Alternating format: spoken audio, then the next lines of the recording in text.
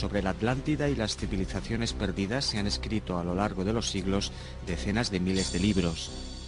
La mayor parte de ellos se fundamentan en ciertos autores clásicos, así como en determinadas pervivencias folclóricas y populares.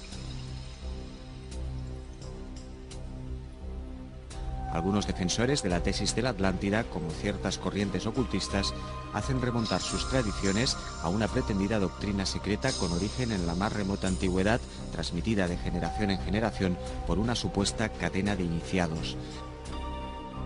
A pesar del triunfo del positivismo y del racionalismo, la creencia en una desconocida madre de las civilizaciones no hace más que crecer.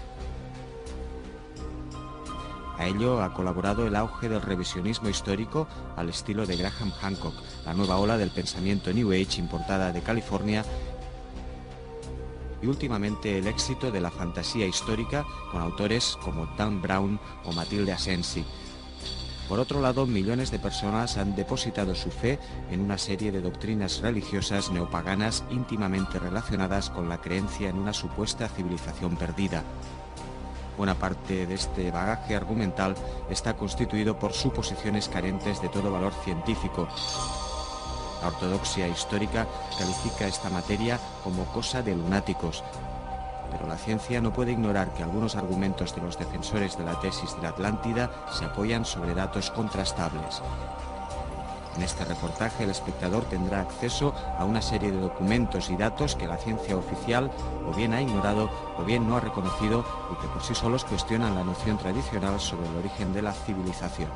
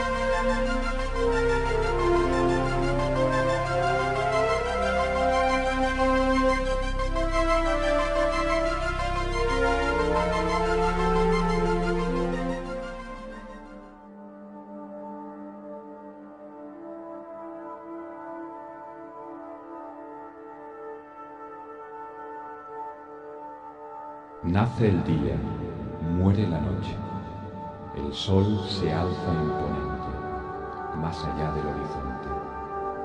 ¿Es verdad que eres hijo del viento del este? ¿O es más cierto que otros ojos, en otros tiempos, te vieron coronar el cielo, en el país de Hesperia, aquel lugar desolado del poniente, donde habitan las sombras de los antepasados?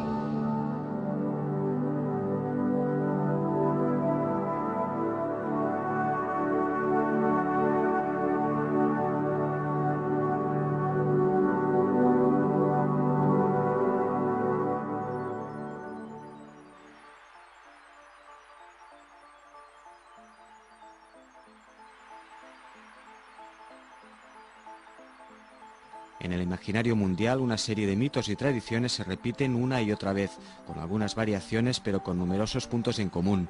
En las tradiciones nórdicas y griegas, en la mitología sumeria y en el Génesis hebreo encontramos referencias similares, entre ellos el paraíso primigenio, el diluvio, el mito de Babel o el éxodo.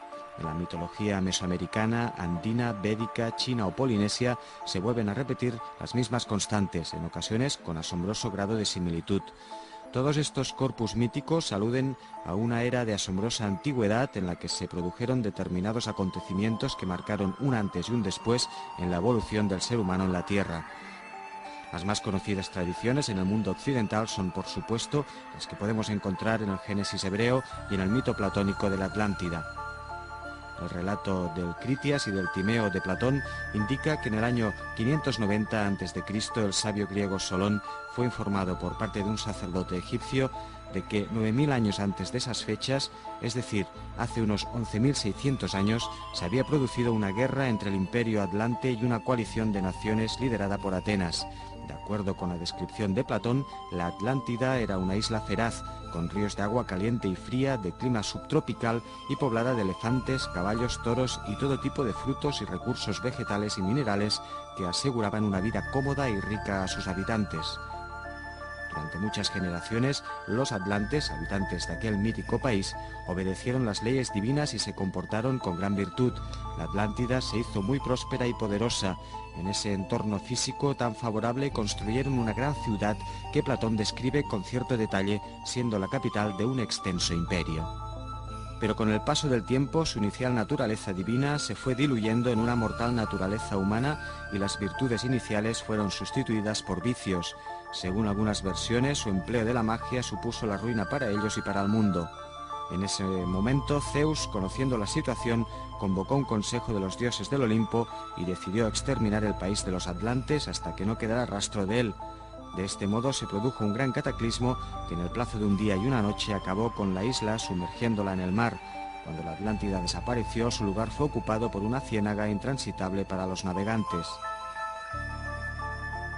Este es el relato abreviado del mito. Al contrario de lo que se suele afirmar, Platón no fue el único autor que informó de esta mítica isla-continente. El llamado Libro de Enoc se refiere a un país situado en el este del este, donde se encuentra el árbol de la vida y el del conocimiento, y donde los ángeles caídos enseñaron a las gentes los secretos de la ciencia, así como de toda impiedad y perversión. Los chinos hablan de la residencia de los inmortales, situada en una serie de islas al sudeste, donde se puede encontrar la celestial ciudad del Jade, el elixir de la inmortalidad y la suave bebida que otorga la secreta verdad. Muchos autores clásicos como Teopompo, Herodoto o Diodoro Sículo aluden asimismo a este reino al que otorgan diferentes denominaciones. Teopompo se refiere a Merópide, que recibe su nombre de Merope, una de las estrellas conocidas como Pléyades, hija del titán Atlas. Herodoto habla de Eritrea y Diodoro le da, como Platón, el nombre de Atlántida. Tanto Platón como Diodoro Sículo explican que la Atlántida fue la residencia de los dioses y, al igual que Herodoto, consideran que los hechos que relatan los mitos sucedieron hace más de 10.000 años. Según Teopompo y Herodoto, en esos tiempos el sol salía por donde hoy se pone. Diodoro hace un relato pormenorizado de la cronología atlante, de sus reyes y de sus hazañas tecnológicas e históricas. Pero estos no son los únicos relatos que hacen referencia al origen de la civilización. San Agustín en la ciudad de Dios, Plutarco en De Isis y Osiris y autores como Píndaro, Estrabón o Apolodoro nos informan de la existencia de otros reinos míticos con tintes civilizatorios. Allí nacieron héroes que, como Prometeo, Hermes, Esterces, Osiris o Apolo, llevaron la luz y la ilustración al mundo.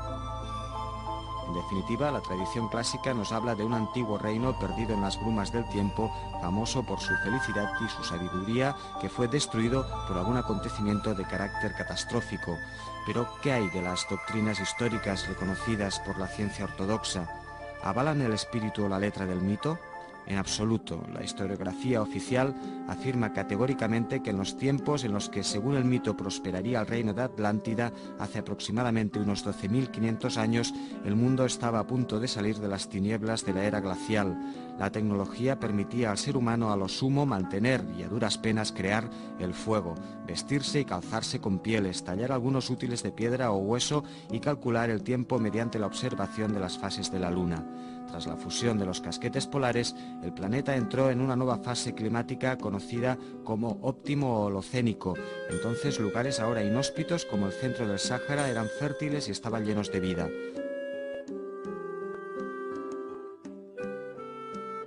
Poco después se establecerían las bases de los orígenes de la civilización.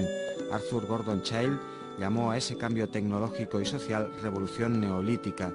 Al conocimiento de los ritmos cíclicos de la naturaleza y a la domesticación de los animales y las plantas, el ser humano le debe el nacimiento de la agricultura y de la ganadería.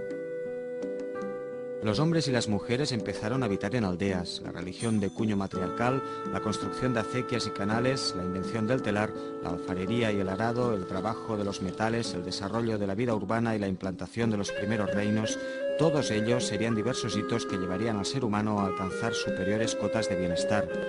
Esta visión esquemática sobre los orígenes de la civilización, tal como la entendemos en Occidente, es por supuesto reduccionista y simplificadora en exceso. En primer lugar, porque el descubrimiento de la agricultura o la invención del arado no supuso inicialmente una mejora en la calidad de vida, sino bien al contrario.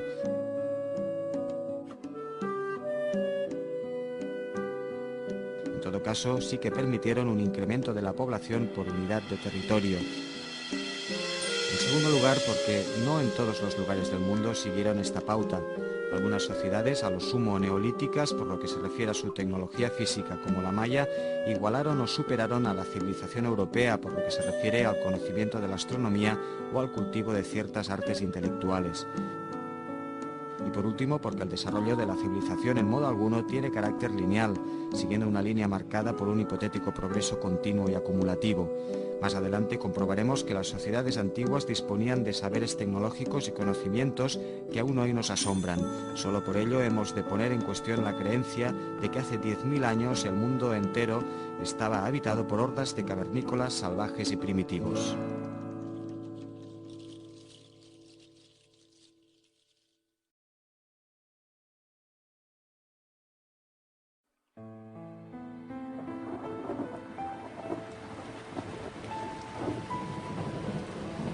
Llueve, el mundo se llena de sombra, gotas de lluvia amargas como hielo, se abaten impunes sobre los campos yermos. El refulgir del rayo rasga las tinieblas.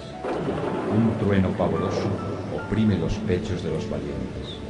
El mar se encauce, la tierra exuda torrentes de lágrimas. Los elementos se desatan, se han abierto las puertas del abismo. Se han roto los pilares del cielo, se acabó la dicha, murió la esperanza, las nubes se disipan, un mundo agoniza.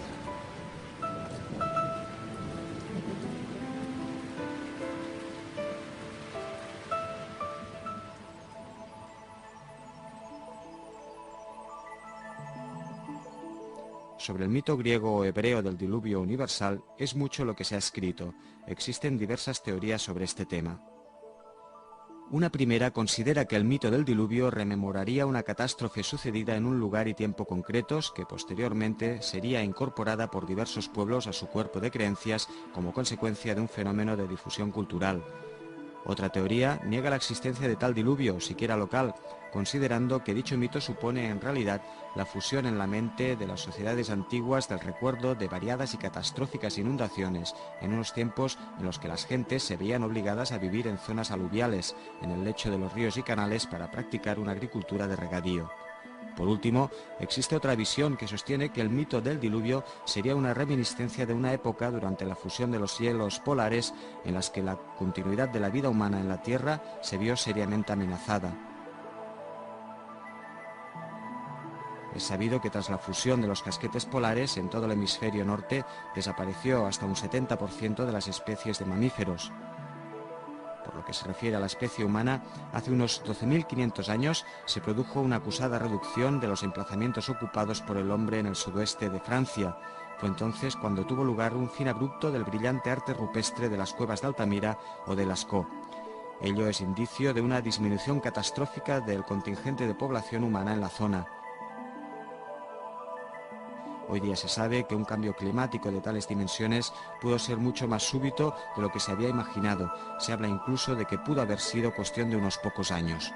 Algunos autores apuntan una explicación a este proceso tan rápido de deshielo, un inesperado aumento de la actividad tectónica, la explosión catastrófica de una caldera volcánica o el impacto de un meteorito de considerable tamaño podría haber emitido una espesa capa de ceniza y gases tóxicos a la atmósfera terrestre.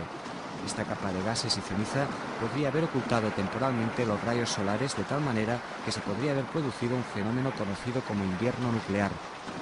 Tanto este repentino enfriamiento como la incidencia de los gases tóxicos habría afectado gravemente la continuidad de numerosas especies animales y vegetales sobre la Tierra. Ello podría haber tenido una incidencia especial en las zonas polares. El mecanismo es sencillo. Una película oscura de ceniza sobre la nieve y el hielo polar disminuye su capacidad de reflexión de los rayos solares, el llamado albedo, incrementándose así el deshielo. Una vez que este fenómeno comienza, es fácil que tenga continuidad, acentuándose más y más. Con el deshielo, el inmenso depósito de gases de efecto invernadero retenido en los casquetes glaciares sería liberado a la atmósfera, produciéndose un incremento rápido de las temperaturas. El deshielo de los casquetes polares provocó que el nivel del mar ascendiera a una media de 8 centímetros anuales. En cuestión de decenios, el nivel del mar se incrementó en 120 metros, millones de kilómetros cuadrados de zonas aluviales, en las riberas de los ríos o en las costas someras fueron inundadas. Multitud de yacimientos arqueológicos, situados en las zonas más favorables a la vida humana, han desaparecido irremediablemente bajo las aguas. La existencia de palacitos, casas elevadas por pilares en muy diferentes partes del mundo, podría ser una reliquia de esos tiempos en los que el nivel del mar no paraba de crecer. Hay quien opina que este proceso de deshielo acelerado podría haber provocado a su vez un incremento considerable de la actividad tectónica, del vulcanismo y de los terremotos. Por otro lado, el impacto de un cometa, la explosión de una caldera volcánica o la súbita rotura de una placa de hielo podría haber provocado un enorme tsunami u ola gigante con una altura de decenas e incluso centenares de metros. Salvajes tsunamis, invierno nuclear y violento vulcanismo. Estos tres fenómenos, perfectamente posibles por lo que sabemos a resultas del estudio paleoclimático de los ice cores, de las áreas polares, encajan perfectamente con lo que nos dicen diversos mitos del diluvio que hablan de cielos oscurecidos, desaforadas erupciones volcánicas, lluvias de barro y olas gigantes que barren todo lo que se encuentra a su paso. El relato hebreo, griego y mesopotámico del diluvio, el mito maya del Popol Vuh, el egipcio de Sekhmet, el chino de Nugua o el polinesio de Hawaiki, todo ello es compatible con lo que hoy sabemos acerca de las consecuencias para la vida en la Tierra del fin de la era glacial. Desgraciadamente es imposible entrar en detalle en cada una de estas versiones del mito del diluvio, pero no podemos dejar de reseñar otro punto. Este viene inexorablemente acompañado de un éxodo que podemos encontrar en el mito hebreo, griego, maya, azteca, inca o polinesio. Diluvio y éxodo son dos de las grandes constantes del mito universal. Que tal supuesto diluvio fuera provocado por la caída de un meteorito, por la explosión de una caldera volcánica o por los ritmos propios del fenómeno conocido como precesión de los equinoccios, tiene una importancia relativa. Lo verdaderamente relevante es que un hecho así, tal como es consignado por la tradición, se produjo realmente y que la llamada memoria racial de diferentes pueblos del mundo lo ha preservado en forma de mitos o leyendas.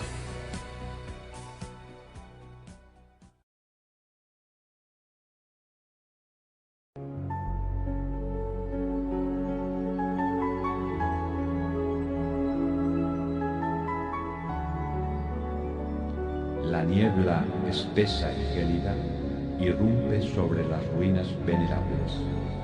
Jirones de vapor se condensan y disipan, juguetones en sus estancias quietas. Hielos, escarcha y rocío, lluvia, viento y frío. Se afanan en zapar los sólidos sillares.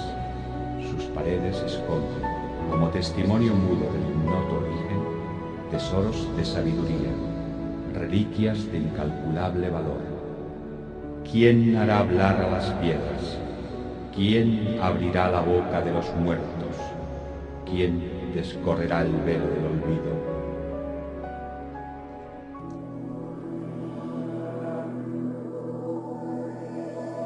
En el canto primero del Purgatorio de la Divina Comedia, Dante escribe: Me volví a la derecha y me hallé enfrente del otro polo, y vi en él 4 estrellas que solo ha visto la primera gente. Gozaba el cielo de sus llamas bellas. Oh viudo septentrión, pues que privado, tú por siempre jamás has de estar de ellas. Algo después continúa con el siguiente párrafo. Y el guía, ¿qué contemplas allá arriba? Yo contesté, las 3 vivas centellas cuyo ardor a este polo tanto aviva. Y entonces él a mí, las 4 estrellas que viste esta mañana están abajo, y estas subieron donde estaban ellas.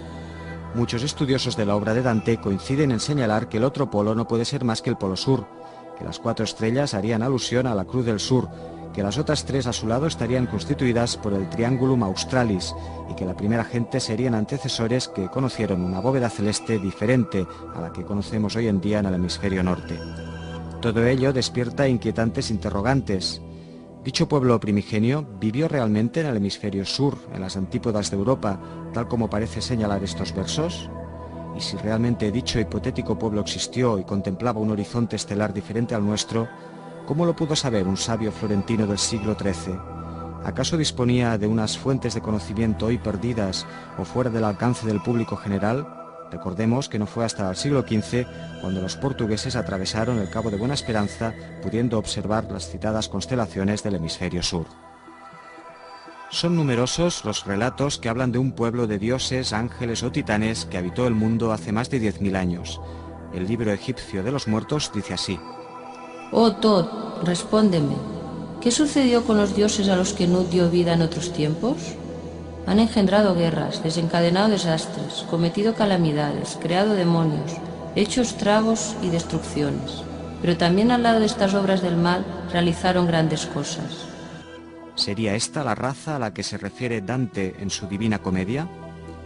Piri Reis, autor del célebre mapa que aparece en la pantalla, explica que lo había confeccionado a partir de una serie de mapas muy secretos y viejos que seguramente solo él conocía en Europa y que eran a su vez copias de otros aún más antiguos.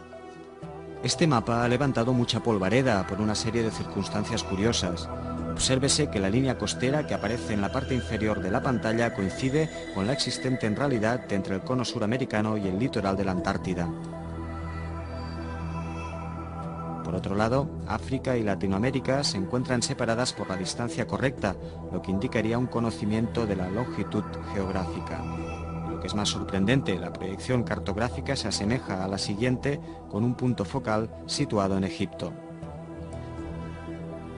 Son numerosos los científicos que o bien han negado la autenticidad del mapa o han despachado estas similitudes con el argumento de que son simples casualidades.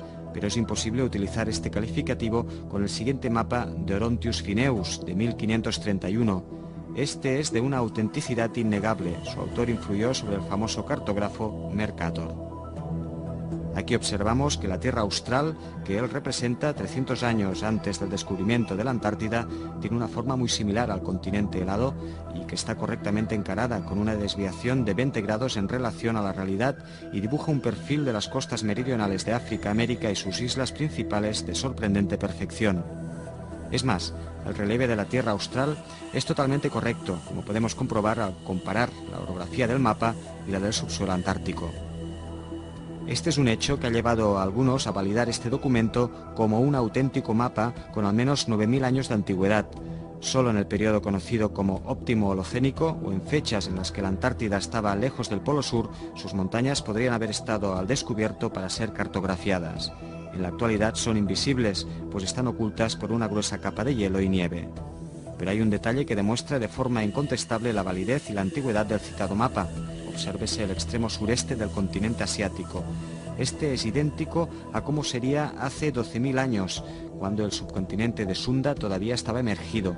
Actualmente, de este solo subsisten las islas constituidas por el archipiélago indonesio. Y si todo ello no fuera suficiente para avalar la verosimilitud del origen antiquísimo de dichos documentos, obsérvese este mapa de África, con origen en la geografía de Ptolomeo.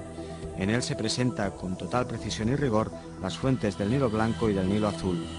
No son pocos los que se sorprenden del conocimiento que los antiguos tenían del interior del África Negra, en concreto del nacimiento del Nilo Blanco, de las llamadas Montañas de la Luna y del pueblo de los Pigmeos, llamados Acá, tierras que fueron exploradas a partir de la segunda mitad del siglo XIX.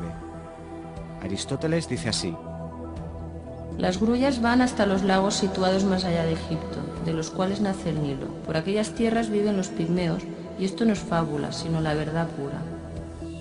El explorador inglés Richard Burton se preguntaba en su célebre obra Las montañas de la luna, ¿cómo es posible que tanto los hindúes como los griegos hayan colocado estos territorios en su lugar correcto en unas áreas hasta entonces inexploradas por el hombre blanco? Hay un aspecto todavía más curioso y significativo que podemos encontrar en la geografía de Ptolomeo. El norte de África aparece jalonado por unos ríos y unos lagos numerosos e inmensos que existieron en la realidad hace 9000 años, durante el periodo conocido como Óptimo Holocénico. ¿Nuevamente una casualidad? Es bien sabido que los antiguos fueron unos soberbios astrónomos. Antes mencionamos la incongruencia de que sociedades como los Dogon africanos o los maya mesoamericanos, que a duras penas se encontraban en un estado neolítico de civilización, tuvieran tan amplios conocimientos astronómicos. Todas las sociedades antiguas se han interesado de un modo u otro por los ritmos celestes, por fenómenos atmosféricos terribles o maravillosos, por ciertas peculiaridades del firmamento.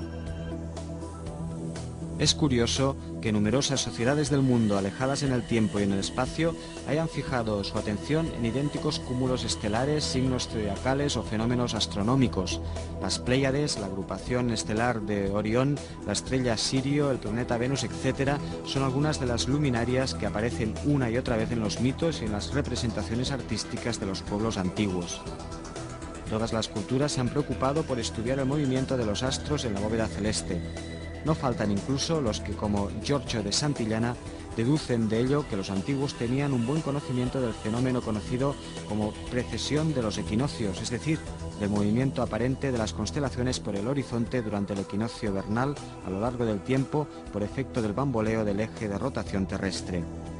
Diferentes culturas del mundo se han preocupado por estudiar los ciclos del Sol, la Luna y los planetas, los equinoccios, los solsticios, las fases lunares, los eclipses, fenómenos que en todos los rincones del planeta han marcado de un modo u otro las vidas de millones de seres. Culturas del mundo entero han diseñado y construido imponentes recintos para estudiar los fenómenos celestes o para consagrarlos de una u otra manera. Curiosas alineaciones de monumentos o hitos se corresponden con la salida del sol en los solsticios o equinoccios. Nuevamente cabe preguntarse, ¿este extendido interés por la astronomía en muy diferentes sociedades con diferentes niveles de desarrollo tecnológico es fruto de su desarrollo autónomo o es consecuencia de un fenómeno de difusión cultural? No solo tenemos pruebas culturales para dar fe de la verosimilitud de esta tesis. Existen numerosos testimonios en forma de marcadores, hábitos, costumbres o reliquias materiales que demuestran que efectivamente tal fenómeno de difusión cultural debió existir realmente. Los ejemplos son numerosísimos y las coincidencias hablan por sí solas. Sociedades de todo el mundo han practicado una actividad tan aberrante como deformar el cráneo de sus hijos para mantenerlo anormalmente alargado. La cerbatana, con diseño muy similar, está extendida por América y el sudeste de Asia. El boomerang era un instrumento de caza extendido por Europa, América y Australia. Su diseño tan peculiar hace improbable su invención por separado en diferentes partes del mundo. El primer perro conocido en Europa era idéntico al dingo australiano. Este llegó a Australia en barco. ¿Quién lo llevó? Autores antiguos como Plinio describen el maíz con total precisión. Los africanos y los asiáticos ya lo conocían a la llegada de Colón al Nuevo Mundo. Los habitantes de Asia Central cultivan primitivas variedades de maíz diferentes a las americanas. ¿Cómo es posible si, según la doctrina oficial, este tiene origen en América? Antiguas palabras españolas como mazacote o mazapán tienen un prefijo que alude al maca sánscrito, literalmente maíz. La lengua náhuatl azteca dispone asimismo del término maza, que significa puré de maíz. Además, numerosos mitos americanos afirman que los antepasados encontraron el maíz en el interior de una montaña llamada Tonacatepel en México, Paxil en Guatemala y Tambotoco en Perú. Ello quiere decir que el maíz americano tiene origen foráneo y, si es así, ¿quién lo llevó a América? Distintos pueblos han dejado una huella en positivo o en negativo de sus manos en las cuevas y en los templos de todo el mundo. Muchas veces estas fueron marcadas por mujeres, lo que denota una tradición matriarcal. Las más antiguas, de hace unos 25.000 años, las encontramos en Europa y Extremo Oriente. Las más modernas, de hace unos 10.000 años, en Sudamérica. La momificación con técnicas diferentes la encontramos en el norte de África, en Asia y en América. El alargamiento de orejas es común entre polinesios, asiáticos y nativos americanos. Los moais de la isla de Pascua representan con claridad las orejas largas de los constructores de estos soberbios monumentos. El parchís es antiquísimo, Tiene carácter ritual y es practicado en todo el mundo. En la India se llama pachisi, entre los aztecas era conocido como patolli. En todo el mundo se realizaban sacrificios humanos en tributo a su dios principal. Eran comunes en las culturas precolombinas, pero también en las germánicas y célticas, así como en Canaán, Polinesia y el sudeste de Asia. La barca de totora es un tipo de construcción naval generalizado en el mundo. En todas partes tiene un diseño muy similar. El tatuaje y la trepanación del cráneo son unas prácticas muy extendidas. La trepanación es explicada por motivos terapéuticos o religiosos. En el primer caso, para extirpar tumores; en el segundo, para abrir supuestamente un tercer ojo. El caso del tabaco es parecido al del maíz. Teniendo un origen pretendidamente americano, han sido descubiertos restos de tabaco en centenares de momias egipcias. Se piensa que era utilizado como desinfectante. El cultivo y el consumo de tabaco es y ha sido tradicional en todo el sudeste asiático, mucho antes del descubrimiento de América. Sociedades tan primitivas como los Semán de las islas Andamán o los nativos de Nueva Guinea Papú lo consumían con anterioridad a la llegada de los europeos. Alfred Wallace, primer visitante occidental de Dorey en Nueva Guinea, da fe de ello. Los nativos de Polinesia y del sudeste de Asia cultivaban la patata y el boniato, también con supuesto origen en América, antes de la llegada del hombre blanco. Así lo testimonia el descubridor de Hawái, James Cook. Estos son algunos de los muchísimos marcadores sociales y culturales que demuestran la existencia de contactos remotos entre sociedades muy distantes entre sí en el tiempo y en el espacio. Pero las coincidencias no acaban aquí. Las homologías son también observables en los corpus míticos, la simbología y los restos materiales de diferentes partes del mundo. Un ejemplo lo tenemos en un relato muy característico que tiene como protagonistas un dragón, un héroe y una princesa. Cierto país es devastado por un monstruo o dragón acuático que vive en el mar o en un lago. El dragón destruiría la entera población si no se le dotara regularmente de una víctima, generalmente una doncella virgen. Muchas de ellas han perecido de este modo, llegando el momento de sacrificar la hija del propio rey. Esta es expuesta al monstruo, pero he aquí que llega un joven de humilde familia que con arrojo y valor mata al monstruo, salva a la doncella y como premio recibe del rey la mano de la princesa. Esta historia la encontramos en Japón, en Vietnam, en Escandinavia, en Escocia, en Grecia o en Senegambia. Estamos hablando, por supuesto, de la leyenda de San Jorge y el dragón. En Japón, el héroe se llama Susanoo y la princesa recibe el nombre de Inada. En Grecia, los principales protagonistas son respectivamente Perseo y Andrómeda. Distintos caracteres, pero una misma historia. ¿Solo una casualidad? ¿Cómo podemos observar a partir de las siguientes imágenes, el mito del dragón o de la serpiente con alas de pájaro es universal? Lo hallamos en prácticamente todas las culturas del mundo. En algunas, como en Europa, tiene connotaciones negativas, en otras, como en Asia, su papel es más positivo. Sea como sea, se trata de un residuo de una tradición muy remota que ha subsistido en muy distintos lugares. Pero este no es el único ejemplo.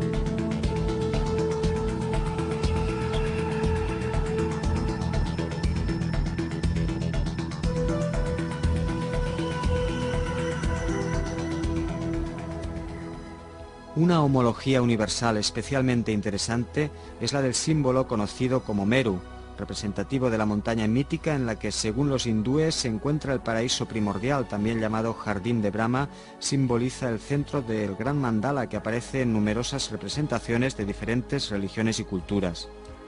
Este, curiosamente, tiene gran similitud con los círculos que caracterizan a la Atlántida descrita por Platón. La palabra sánscrita mandala significa literalmente círculo. En el centro de este hay un punto o bindu que representa el monte Meru, la montaña mítica que está en mitad del universo. Así pues, el mandala es el contenedor circular del espacio sagrado, como podemos observar en numerosos símbolos de todo el mundo. Ahora más que nunca es lícito preguntarse qué pueblo, si existió, difundió por las 4 esquinas del mundo similares pautas simbólicas, religiosas y culturales.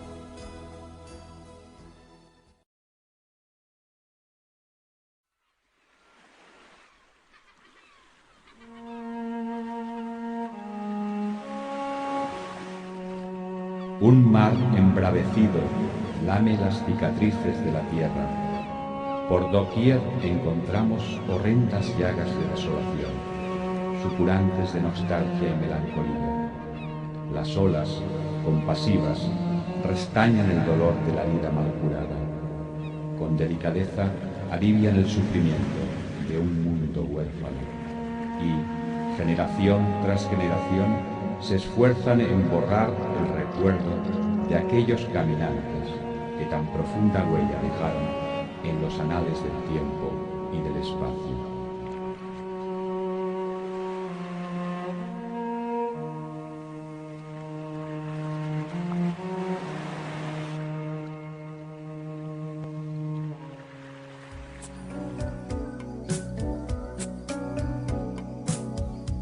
Destacados autores han dado vueltas y vueltas a supuestos misterios que proliferan en el resbaladizo campo de la antigüedad. Erich von Däniken, Charles Berlitz, Juan José Benítez son solo algunos de los que en un momento dado pusieron de moda el análisis fantástico de la historia. Creyeron ver naves espaciales en los relieves de sepulcros mayas, operaciones a corazón abierto en las piedras de Ica, pistas de aterrizaje en las estepas polvorientas de Nazca o bulbos luminosos en ciertas representaciones egipcias.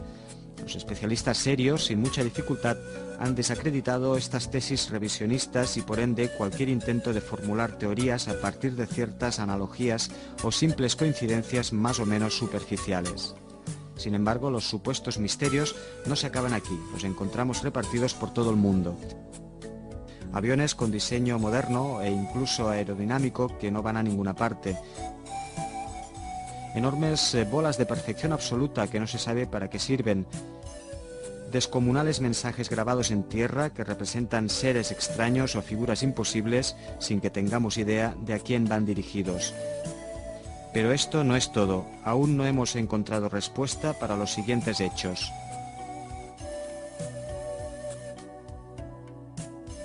Es harto conocido el mito de Viracocha en el continente americano. Tanto este como el Quetzalcóatl azteca o el Kukulcán maya son hombres dioses de considerable altura que vinieron del extranjero portando largas túnicas, calzando sandalias y luciendo vistosas barbas. Estas, como es sabido, resultan extrañas para la raza amerindia. Estos soberbios arquitectos de estructuras ciclópeas eran hombres sabios y pacíficos educadores. Enseñaron a los nativos a dotarse de leyes, labrar la tierra y tallar la piedra verde, el jade. Los etnólogos y antropólogos tradicionales descartan este mito al considerar que menoscaba el protagonismo o el mérito de las culturas indígenas en la conformación de sus respectivas civilizaciones.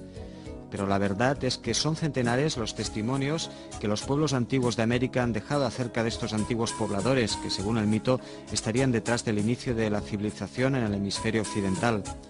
Aquí contemplamos numerosas representaciones de barbudos precolombinos, algunos con barba de chivo y rasgos orientales, otros completamente europoides y barba poblada. Los hay con barba postiza, como la empleada por los antiguos egipcios, y también podemos encontrar imágenes del tipo caricaturesco. Además, no son extraños los restos humanos que dan fe de la existencia de un pueblo de cráneo dolicocéfalo de tipología europoide en esta parte del mundo. Su antigüedad es a veces milenaria. Los viracochas, hombres blancos de larga túnica y poblada barba, no estaban solos, estaban acompañados por hombres y mujeres de otras razas, generalmente en posición de igualdad. En estas imágenes observamos representaciones precolombinas de negroides, europoides y mongoloides, todos en supuesta armonía entre sí. En esta otra imagen, un europoide, portando un turbante, azota con un látigo a un nativo americano. La iconografía mesoamericana parece dar a entender que la forzada convivencia entre caucasoides, negroides y mongoloides por un lado y nativos americanos por otro tuvo un fin abrupto cuando los primeros fueron exterminados de forma sangrienta por los segundos. Aquí vemos a negroides y caucasoides en posiciones grotescas tras ser posiblemente torturados. Pero estos no son los únicos testimonios que revelan en América realidades ignotas para las que la ciencia oficial no tiene explicación. Tras el mito del Dorado, la mítica ciudad de Manoa, que dio nombre a la capital de la Amazonía brasileña, Manaos, se ocultan multitud de tradiciones que nos hablan de ciudades perdidas en la selva o en las neblinosas cimas de los Andes, habitadas por hombres y mujeres de rostro pálido y cabello rojo. El español Juan de Castellanos describió con los siguientes versos a mediados del siglo XVI a los habitantes de la ciudad perdida de Manoa. Porque también afirman indios viejos haber vecinos por aquel paraje que en barbas y cabellos son bermejos. Esto decían y muchas otras cosas. Lo cierto es que la selva ha engullido a numerosos aventureros que, como el coronel británico Percy Fawcett, fueron en su búsqueda. Este explorador, inmortalizado en el cine en la figura de Indiana Jones de Steven Spielberg, desapareció cuando andaba tras los restos de una civilización perdida, fabulosamente antigua en el corazón profundo de América del Sur. El reino legendario del Dorado, si es que no tiene nada que ver con enclaves como Tiwanaku o Sacsayhuamán en los Andes, no ha sido encontrado todavía, pero hoy se sabe que la verdadera cuna de la civilización en América no se encontraba ni en México ni en Perú, sino en plena selva amazónica. Los hallazgos que dio a conocer el explorador y aventurero francés Marcel Ouimet así parecen atestiguarlo.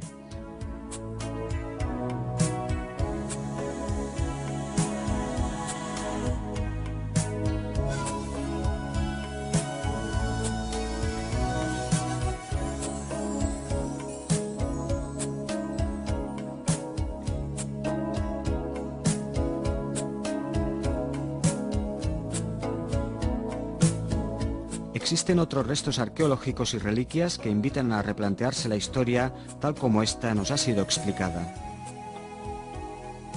Estas figuras talladas en una estela de la ciudad maya de Copán representan indudablemente a dos elefantes montados por sendos hombres, por mucho que los arqueólogos convencionales nos traten de convencer de que se tratan en realidad de una pareja de guacamayos. Estas no son las únicas representaciones de elefante en la iconografía precolombina.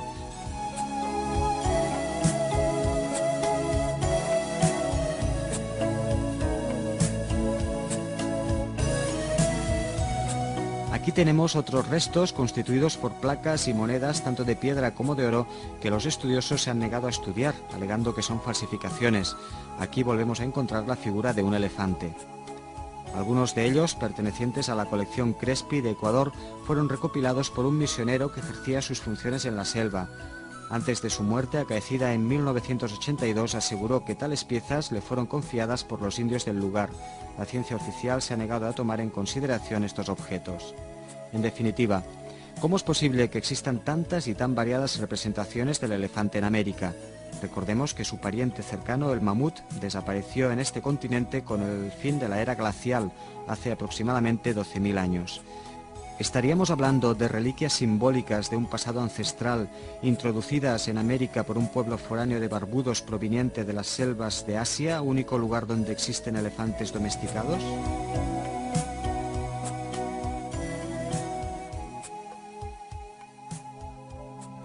Ahora veamos esta representación que el explorador George Gray hizo de una figura pintada en una cueva de Kimberley Range, en el norte de Australia. Compárese con una figura similar encontrada por el francés Marcel Ouimet en la cueva de Chulín, Argentina. Son muy parecidas. Ambas figuras portan lo que parece un halo, pero que se podría tratar en realidad de un turbante tocado muy común en diversas culturas del mundo. Esta figura sería característica de los espíritus Nimi, los dioses del tiempo de los sueños o de la creación que enseñaron a los aborígenes australianos a pintar sus célebres pinturas sobre roca llamadas Wandjina. ¿Serían los Nimi los hombres que pilotaban este barco? Pintado sobre la corteza también en el norte de Australia, es anterior a la llegada de los primeros europeos. Como es ostensible, representa un buque con doble mástil, una puerta en el costado y lo que parecen unos botes similares a los empleados por los antiguos barcos balleneros. La actividad ballenera no es extraña entre los polinesios y los habitantes de las islas del sur de Indonesia, como esta de La Malera.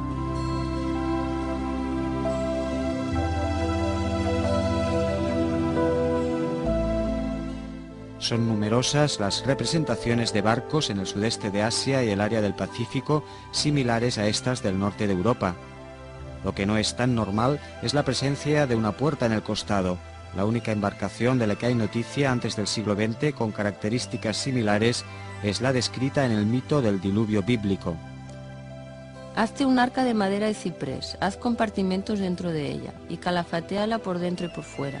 La harás así, 300 codos de largo, 50 de ancho y 30 de alto. Pon la puerta del arca a su lado y hazle 3 pisos. Hombres que portan turbante, que pilotan barcos balleneros con puertas en un costado. ¿Podrían tener algo que ver con el siguiente dibujo sobre corteza con origen en Australia? Aquí aparece un personaje que calza sandalias con cabello lacio, atacado por un calamar gigante. Los aborígenes australianos, pueblo de tierra firme como pocos, ¿cómo podían conocer a este fabuloso animal, el bocado favorito de la ballena gris, que vive en aguas profundas? Solo un pueblo marinero y más concretamente ballenero podría haber conocido al enorme cefalópodo que aparece en esta ilustración, tal vez el representado por este petroglifo caracterizado por calzar botas, vestir manga corta y tener cabeza de ave. Sería dicho pueblo marinero y más concretamente ballenero el que dibujó los mapas que con el transcurrir del tiempo llegaron a manos de Piri Reis y Orontius Phineus, aquellos en los que la Antártida y en general todo el hemisferio austral aparecen perfilados con una inaudita perfección. Pero estos príncipes navegantes también harían acto de presencia en el hemisferio septentrional.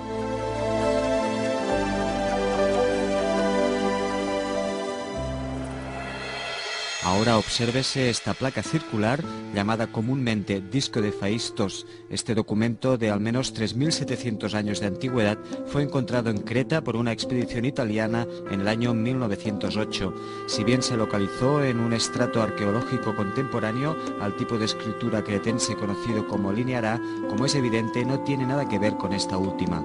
Por otro lado, en el Disco de Phaistos aparecen una serie de figuras y caracteres que, más que con el ámbito mediterráneo, tienen numerosos puntos en común con las culturas mesoamericanas.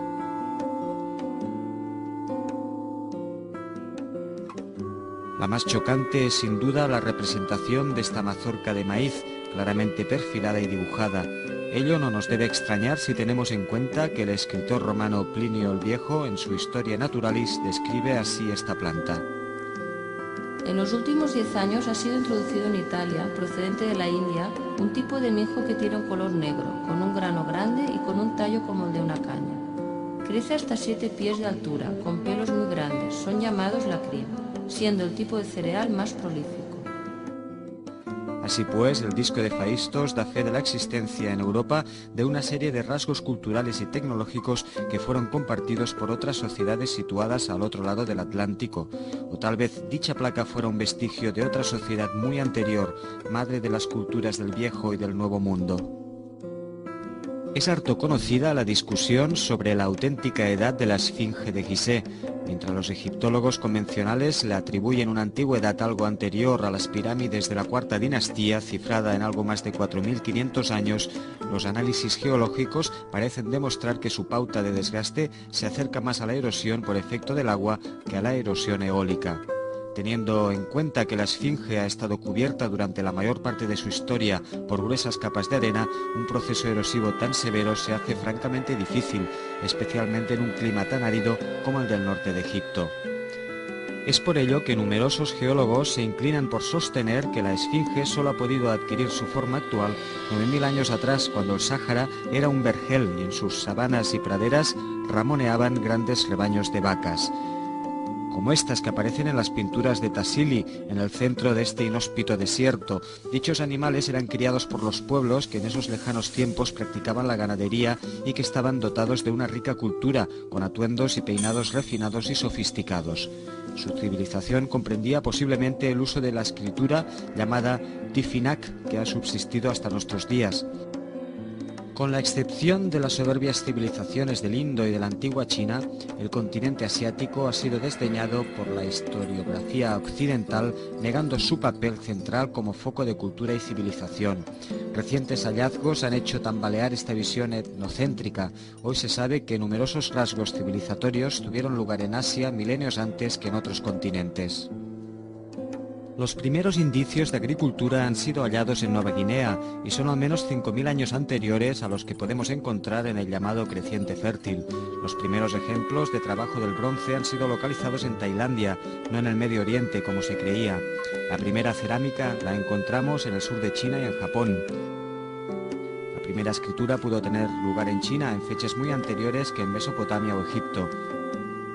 Pero es que además en el sudeste asiático se han encontrado restos arqueológicos acompañados por monumentos megalíticos muy similares a los que podemos encontrar en Europa, con un significado y un origen completamente desconocido.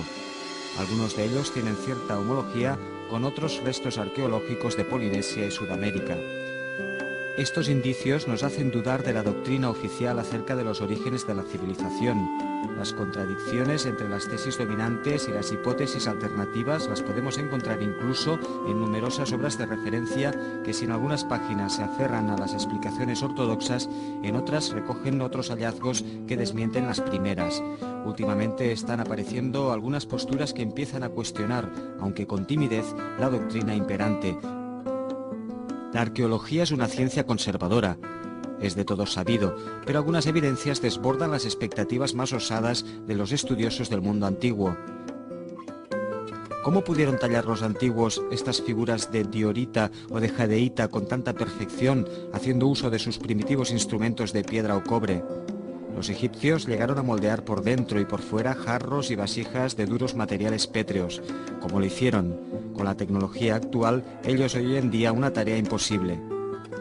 ¿Cómo pudieron tallar y dar forma a los artistas precolombinos a estas sofisticadas calaveras de cristal de roca? Harían falta años y años de un trabajo paciente y minucioso para lograr con sus rudos instrumentos este magnífico resultado. ¿Cómo pudieron los egipcios hacer encajar con tanta perfección este hueco en un bloque de granito? ¿Cómo pudieron pulir y abrillantar con sus escasas herramientas estos supuestos sepulcros para bueyes sagrados? ¿Cómo pudieron los orfebres andinos fabricar platino, que exige un punto de fusión de 1770 grados centígrados, cuando ni siquiera conocían el fuelle? ¿Qué civilizaciones desconocidas desarrollaron estos misteriosos signos e inscripciones repartidos por distintos continentes sin que estén asociados a culturas reconocidas por la ciencia actual?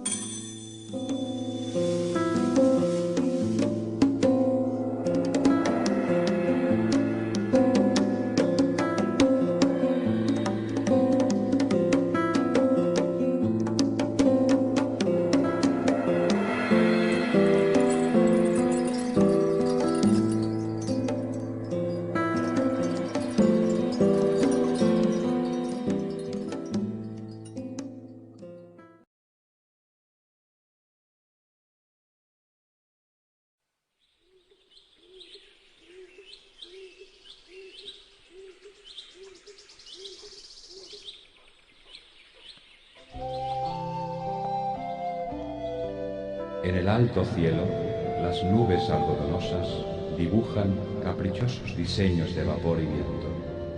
Son retratos oníricos de un mundo imaginario, poblado de fantasías y difusos recuerdos, ecos de un pasado muy lejano que con el transcurrir del tiempo ha poblado de dragones y sirenas el abigarrado mundo de los sueños.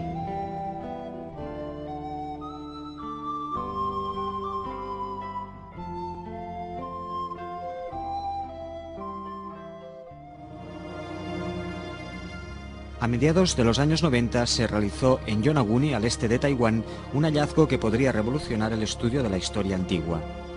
Fue encontrada una estructura subacuática de 120 metros de largo, 40 de ancho y 20 de alto. Está conformada por bloques y paredes talladas en ángulo, orificios alineados, escaleras, muros, calzadas pavimentadas, esculturas, inscripciones, túneles, canales y terrazas escalonadas. Tiene una orientación este-oeste en su eje más alargado y se localiza a 23 grados 30 minutos de latitud norte, muy cerca del trópico de Cáncer, lo cual tendría una importancia enorme para una cultura que practicara el culto solar. Según el geólogo japonés Masaki Kimura, esta estructura sumergida es indiscutiblemente antrópica y su antigüedad sería como mínimo de unos 8.000 años. Son muchos los geólogos que han objetado que este monumento responde a causas naturales. Lo más probable, según se piensa hoy día, es que fuera efectivamente una estructura natural retocada por la mano del hombre. Pero es indiscutible la intervención antrópica, especialmente cuando observamos que en sus proximidades se encuentran sumergidos monumentos como este ónfalo. Tan similar a estos otros que es posible encontrar en Japón o Corea y también en Brasil. Pero es que además en todo el mundo hallamos ejemplos de estructuras con escalones irregulares parecidas a Yonaguni.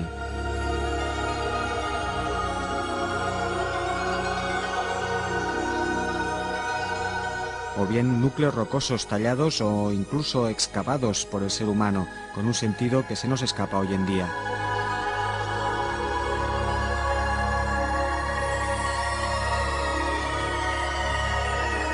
Otro detalle repetido es la presencia de agujeros excavados en la roca. Los arqueólogos los llaman copelas. Su significado es asimismo desconocido.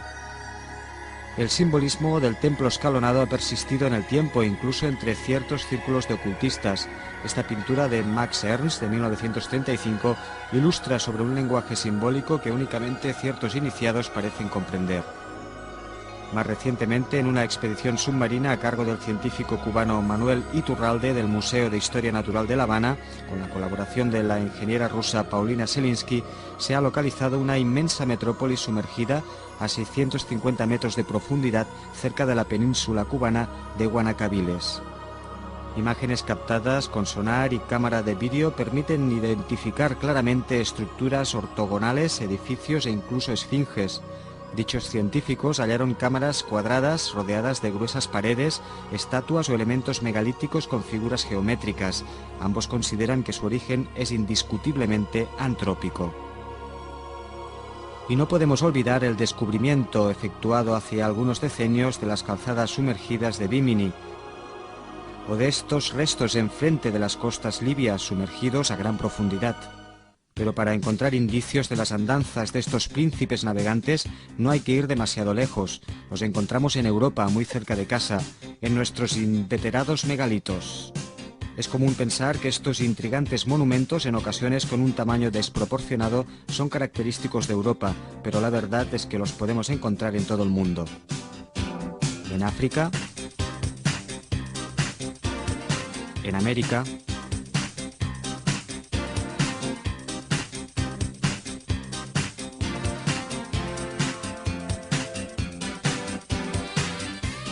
en Asia, tanto en Palestina como en Extremo Oriente,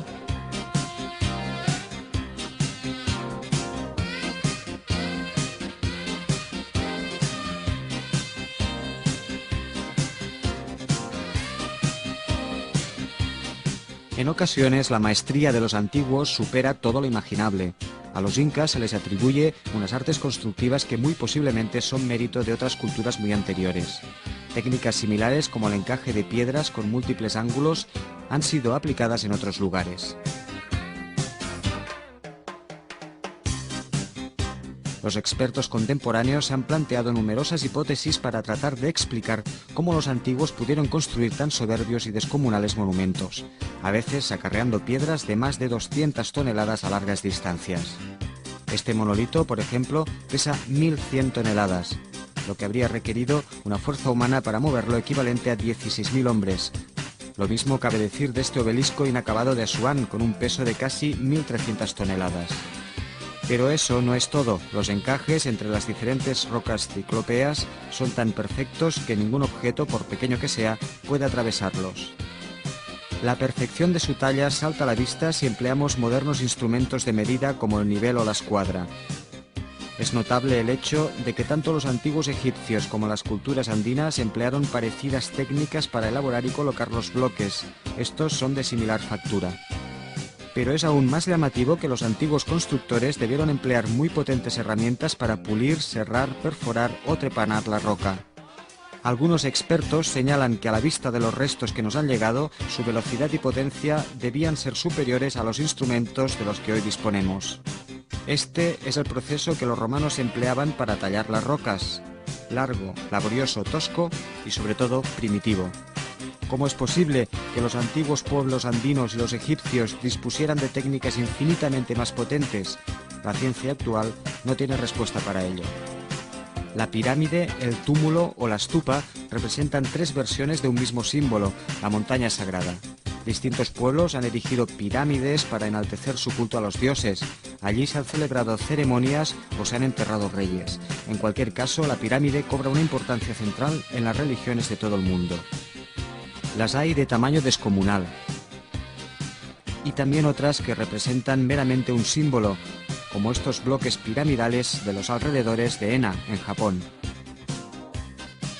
Las encontramos en América,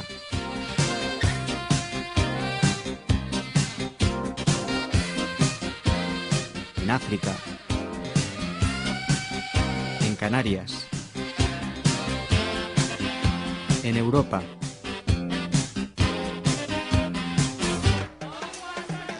en Asia,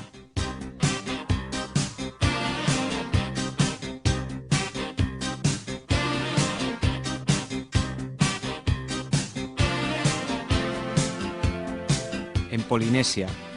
Algunas son de tierra, otras son de piedra, las hay escalonadas, truncadas, con escalones, etc.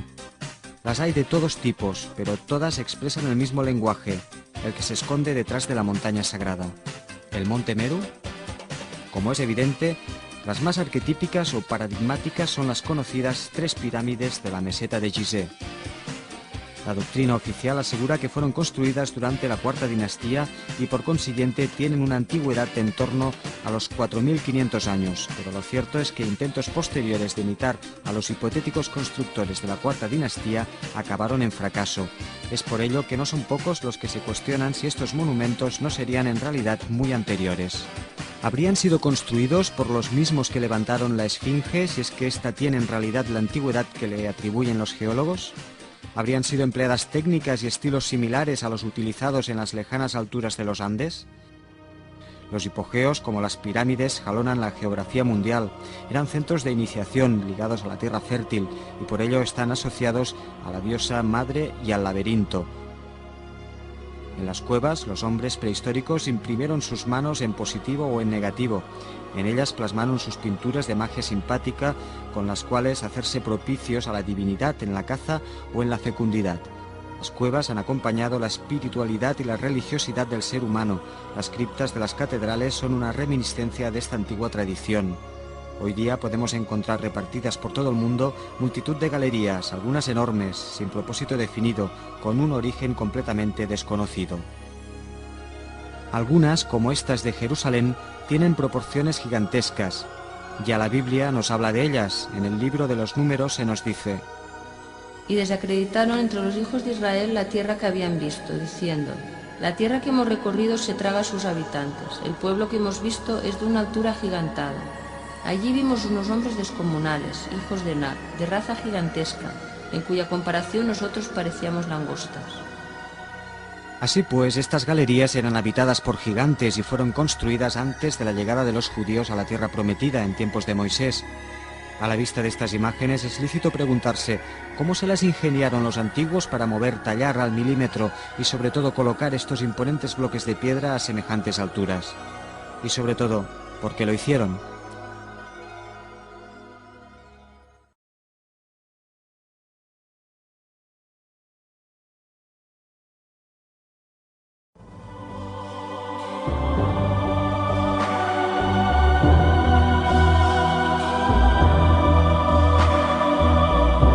Son miles, si no millones, los que inútilmente buscan el sendero que conduce a las puertas del paraíso primigenio. Legiones de idealistas que, cual sonámbulos, caminan despiertos por el mundo de los sueños. Retornad, hermanos, abandonad ese vano intento. El camino de la verdad no es tortuoso ni secreto. Lo hallaréis en todo lugar, en cualquier momento, en el trino del pájaro o en la mirada dulce y candorosa de la madre a su pequeño.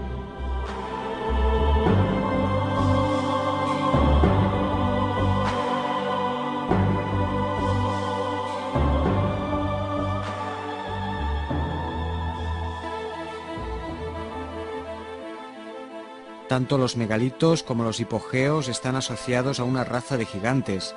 Los vascos los llaman gentillac o gentiles, aludiendo a su religión pagana. En Brasil, en la cuenca del Amazonas, eran pelirrojos con ojos azules. Levantaron la ciudad perdida de Manoa y sus huesos reposan bajo grandes santuarios de rocas con forma ovalada, rodeados de enigmáticas inscripciones. Los iroqueses de Norteamérica, los celtas irlandeses, los germanos, los hindúes, los griegos, los egipcios, los cananeos, los hebreos, todos ellos hablan de gigantes, asociados a menudo a una raza de enanos. Los germanos caracterizan a Gnorg y a Nol como al primer hombre y a la primera mujer respectivamente. Como indica su nombre, ambos eran de raza negra. También eran negros los gnomos o trolls, los cuales poseían una inteligencia sobrehumana. El dios egipcio Min, equivalente al Pan griego, compartía estas mismas características. Gigantes pelirrojos frente a enanos negros. ¿Existe constancia arqueológica de ambas razas conviviendo juntas?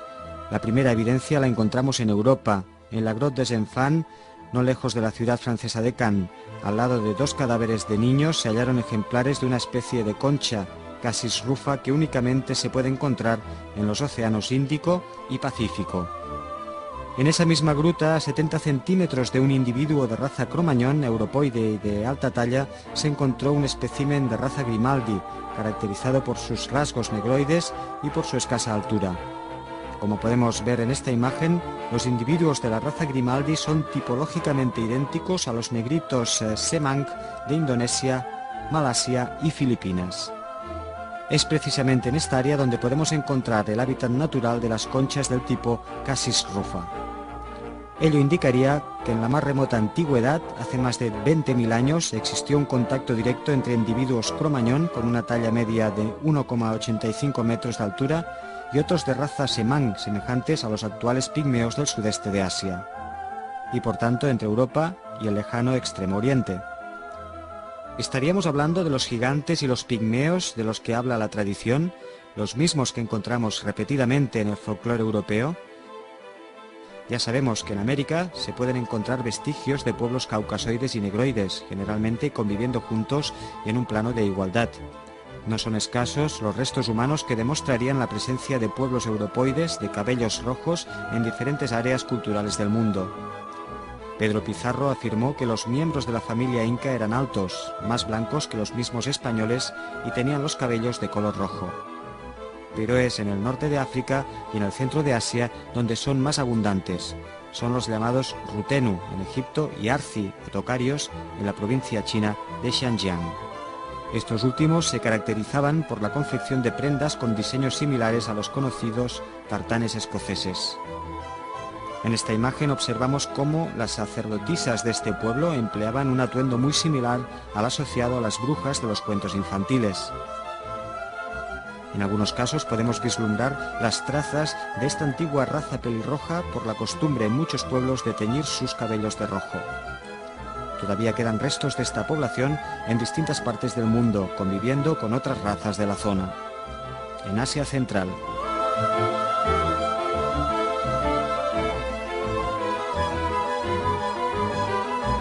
O en la Polinesia.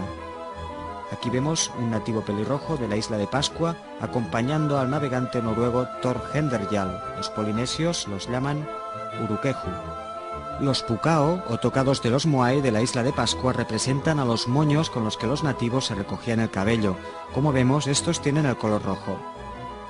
La tipología racial polinesia se acerca bastante a lo que es habitual en el entorno europeo. Y encontramos por último numerosos ejemplos de arte egipcio o mesopotámico que nos presenta individuos de estas características raciales. En el Conjuro 141 del Libro de los Muertos egipcios se lee: a la venerada diosa de cabellera rojiza, a la diosa amiga de la vida cuyos cabellos flotan en el viento. En definitiva, tanto los restos arqueológicos como las evidencias etnológicas y antropológicas señalan que el mito de los gigantes y los pigmeos, los legendarios constructores de megalitos, hipogeos y montañas sagradas, puede tener un fundamento real. Lo que está claro es que estas tipologías raciales están repartidas por los 5 continentes y son asociadas a los constructores de monumentos y de civilizaciones. ¿Pero cuál es su origen? Flavio Josefo, en su obra Antigüedades de los Judíos, nos dice que el paraíso terrenal, donde se encuentra el árbol de la vida y el de la ciencia, se sitúa en el oriente. El jardín está regado por un río que corre alrededor de toda la tierra y que está dividido en 4 partes: el Ganges, el Éufrates, el Tigris y el Nilo, los 4 grandes ríos de la antigüedad. Obviamente, dicho gran río es el río Océano, del que hablaban los griegos. Herodoto, en su célebre historia, sitúa el país de Gerión, más conocido como Tarsis, en el Levante, más allá de las columnas de Hércules. Para llegar allí, partiendo de Grecia, Heracles hubo de atravesar la lejana Escitia, es decir, las estepas ruso-asiáticas. El estrecho de Sunda, en Indonesia, bien podría ser las columnas de Hércules, de las que habla Herodoto. Y en el centro encontramos un volcán en activo, el Krakatoa, que según algunos tiene mucho en común con la montaña sagrada Meru. El libro de Enoc coloca de nuevo el jardín del Edén en el este del este, en un país rico en especias, plantas aromáticas y resinas. Los egipcios sitúan al misterioso país de Punt en un escenario similar. Algunos de estos mitos ubican el Edén más allá del mar Eritreo, es decir, al este del Océano Índico, que recibía ese nombre durante la antigüedad. Más allá del Índico está la India y, por supuesto, las Indias Orientales, las actuales tierras de Malasia o Indonesia, países por excelencia de las especias, del marfil y de todo tipo de artículos de lujo que dieron pie a la existencia de la llamada Ruta de la Seda. Pero hay un pasaje de la Biblia que es a este respecto especialmente significativo. Caín se alejó de la presencia de Yahvé y habitó el país de Nod, enfrente del Edén. Curiosamente, la ciudad de Edo, Tokio, se encuentra a escasos kilómetros de la ciudad de Noda. ¿Solo una casualidad? Nos atrevemos a decir que no.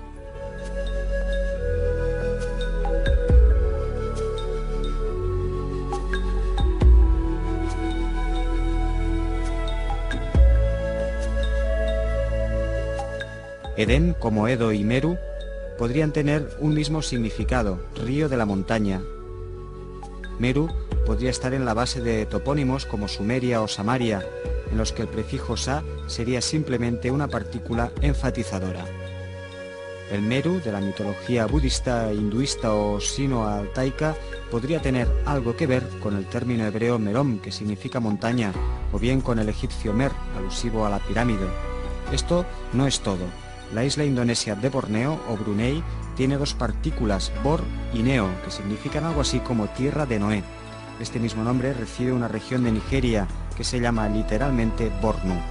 El nombre del Noé bíblico lo encontramos extendido en mitos del diluvio de todo el mundo. El Noé polinesio se llama Nu, el Noé chino se llama Nugua, el Noé árabe se llama Nuh, el Noé fenicio se llama Uonos, el Noé egipcio se llama nuevamente Nu, el Noé hindú se llama Manu.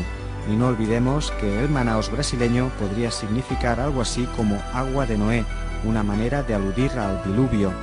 El nombre del dios hebreo podría tener origen en la denominación de la isla principal del archipiélago indonesio, Java, Java según la pronunciación sundanesa, de aquí derivaría Yahvé.